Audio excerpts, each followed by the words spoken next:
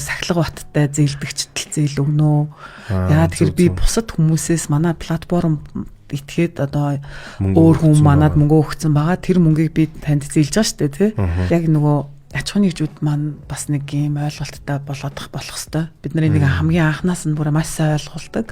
Тэрний юу вэ гэхээр та би танд одоо өөр хүн надад манай платформд итгэж өгсөн мөнгийг танд зээлж байгаа учраас та тухайн өдрөө манад хугацаа хэтрэлт гэдэг ойлголт байх ёсгүй.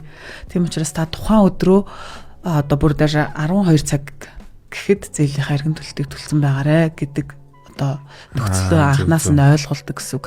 Тийм учраас бид нар нөгөө цоо шинэ Монголын зах зээл дээр хамгийн анхны одоо мэдээж одоо эрсдэл гарч болно л та тий. Одоо магадгүй айлд нэг эрсдэл гарна шүү дээ тий. За тэгэх юм бол бид нар мэдээж өөрснийхөө их усрээр нөгөө харилцагчийн мөнгийг буцаачна. Зөв. Өөрснөө бид нар эрсдлийн сантаахгүй. Зөв. Тэгэхээр эрсдлийн сангаас бид нар харилцагчийнхаа итгэж өгсөн санхүүжилтээ буцаачаад. Зөв.